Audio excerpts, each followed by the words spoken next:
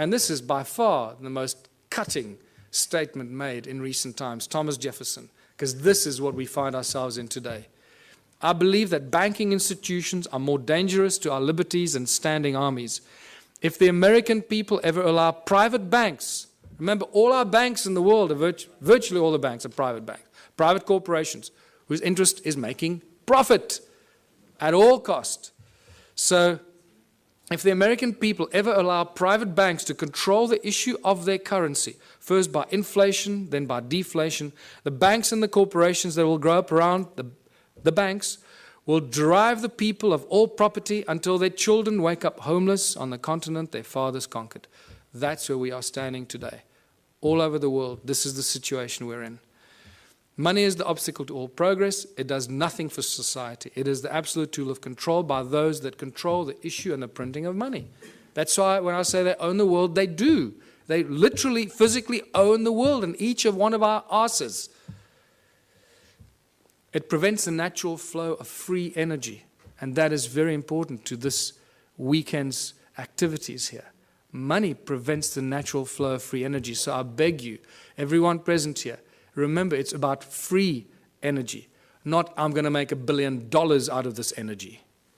Give it away for free. It'll come back to you in ways you cannot imagine. Do that one thing for humanity. If you find any source of free energy, don't try and make zillions out of it. It will kill you or they will kill you before you can get it out there. Money is the primary cause for the 7 deadly sins. We all know the 7 deadly sins, or have we forgotten them already?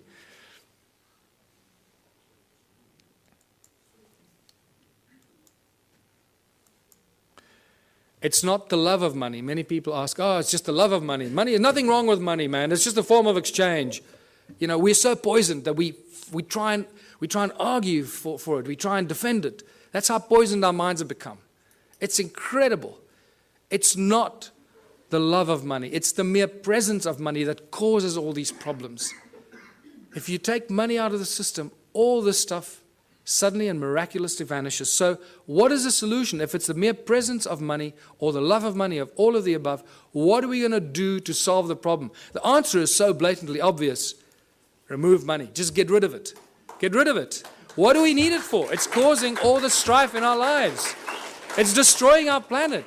The mines are raping our Mother Earth, taking out the precious guts out of our Gaia and distributing it around the world to people that claim they own it. It's sick.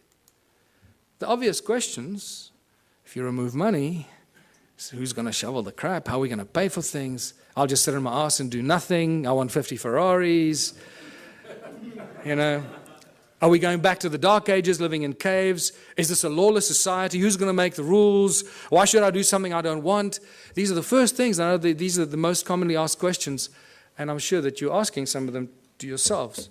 But I can tell you that as you work through this process of a moneyless society, a Ubuntu society, where everybody contributes their natural talents or acquired skills to the greatest benefit of all, with certain minor rules that are not rules, it's really just an agreement that this is how we're going to work together.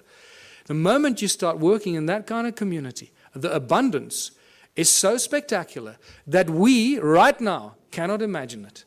It is not possible for us to imagine it until you start immersing yourself in this kind of thinking. And I call these the Ubuntu communities, as I said, where everyone contributes their natural talents or acquired skills for the greater benefit of all in the community. A new social structure for a new world and a new age. Abundance for all beyond our wildest belief. There are 5 mantras, 5 key points to the Ubuntu society. And it's not barter or trade. Everybody often jumps, and a lot of people jumps to the conclusion, think, oh, let's go back to barter. No. He who has more to barter or trade will eventually rule the roost. So you can't go to that system. If you have nothing to trade, what are you going to say? Well, I got nothing to trade, so I'll have to, kiss your butt. No. So the Ubuntu contribution mantra is the 5 points. No money, no barter, no trade, no value attached to anything greater or lesser than anything else. Because why? Each one of our contributions should be and is equally valuable. If you start telling, well, I'm a doctor, my time is more valuable than yours, you're barking up the wrong tree, brother. Okay. So, and the final one, where everyone contributes for the greater benefit of all in the community, because that is how you get rewarded. You get rewarded by the recognition of the people in your community. Isn't that the highest reward everybody wants and is trying to buy with money, is recognition and respect of others? In essence, ultimately, that's what most people really want, is just to be loved and recognized for what they've done. And they think they can use money to do that. And then when they make a lot of money, they get zillions in the bank, then they suddenly realize, oh, well, nobody loves me anymore. They all want to take my money. So let me spend my money and then people will love me. And that's generally what happens when they start paying for things and people love them more, when they start giving it away.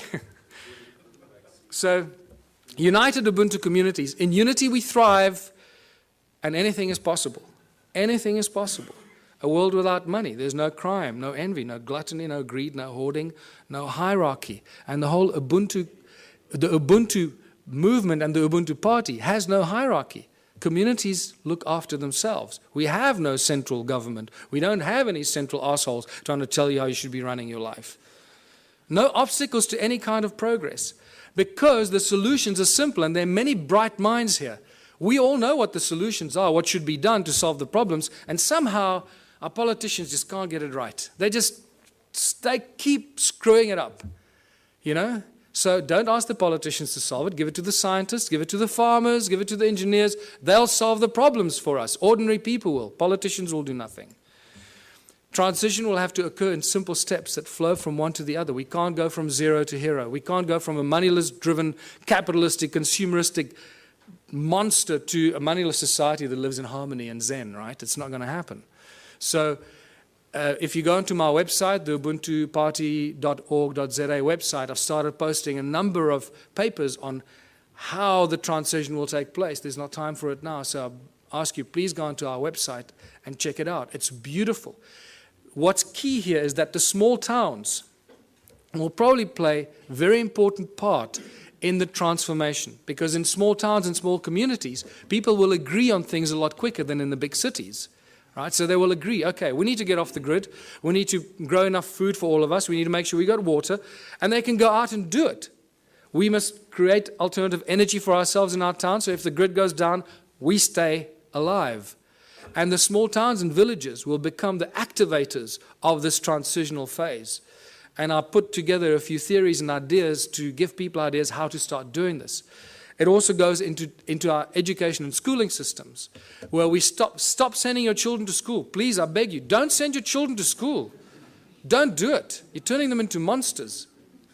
I've had a few of my friends in Johannesburg, in South Africa, that have not sent their kids to school. They are much smarter than the kids that go to school. And I'm not kidding you. They really are. They just learn from their parents, and they learn. And you'll find that what happens with these kids, they start reading later. They might start reading a little bit later. But when they start reading, they become like these monster little readers. They just read everything. I mean, these little kids are reading books that, other kids don't even dream of. And that's because they're not preconditioned by the schooling system.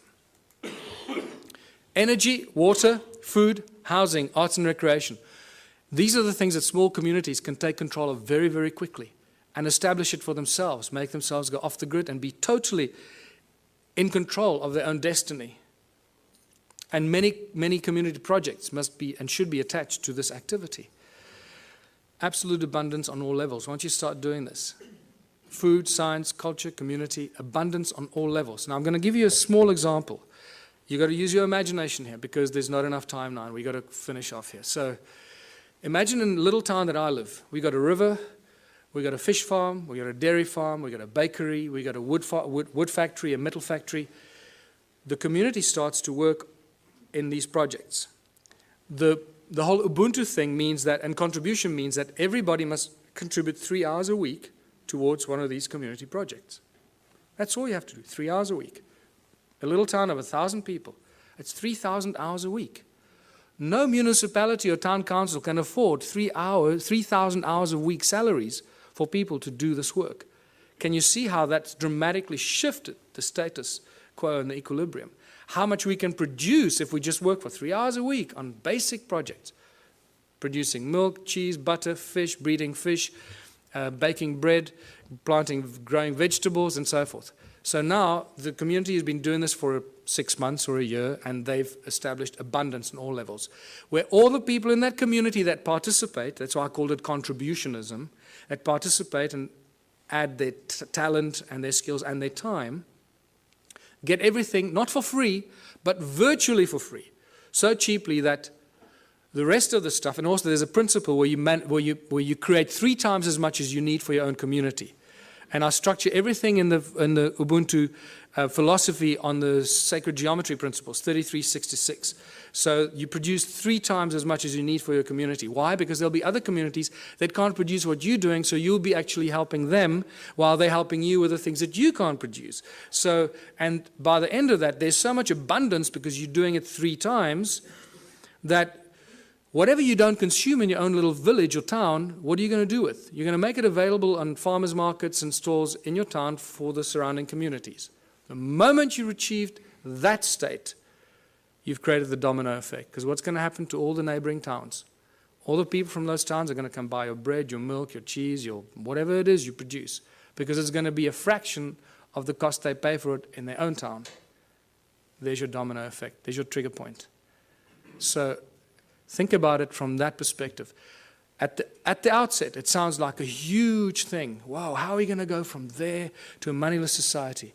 I believe that I've just taken you through a very simplistic example of how small towns and small villages and communities can be the trigger points and the examples that start the domino effect. Once the first town is set up, it's impossible for the surrounding towns to stay alive. They will have to follow the same example.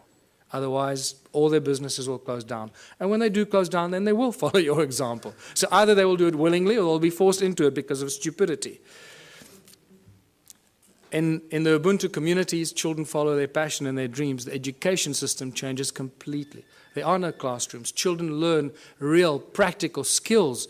So by the age of 16, they've done everything. They've baked the bread. They've worked in nuclear laboratories. They've built rockets. They've built homes. They've built earthships. They've planted seedlings and grown fruit. And they'll be so wise by the time you're 16 because you've had all this experience.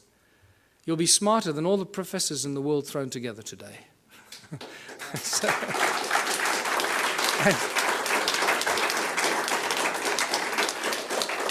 take any school leaver today, put them on a farm, put them anywhere into a practical solution.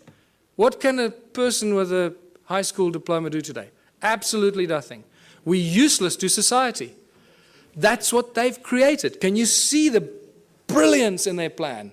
They are so smart, these people. They. It's us, right? So we are so smart that we're doing this to ourselves, right? Where we create our children, turn our children into these little, we lock them up in jails for 12 years, most precious years of their life, and then throw them out to start all over again and be totally open to manipulation and control. So master teachers, only when a community decides that you're a master shoemaker or you're a master rocket scientist or you're a master baker or a master this, only the community can decide who they will allow to teach their children. Isn't that a better system than teachers that go and get some diploma and they're real assholes and they teach your child? You go, God, how can that, I'm not going to let that teacher teach my child. The community will have the final say. So when I say decentralized government, that's how fine it becomes. The community chooses who their master teachers are, the people that they have respect for, and the people that they honor for their capacity and their ability. And this is how we grow, how we build Ubuntu communities, because only out of unity comes infinite diversity and abundance.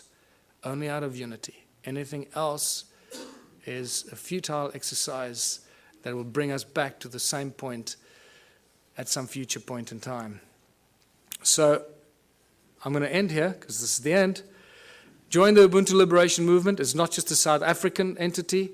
We've had various people around the world say to us, can we start the same thing in wherever? Yes. Go online. Start the same thing. Use all the material I've published. Put it out there. Share it with everybody. And become part of this transitional phase. And thank you for listening. I hope I gave you some food for thought.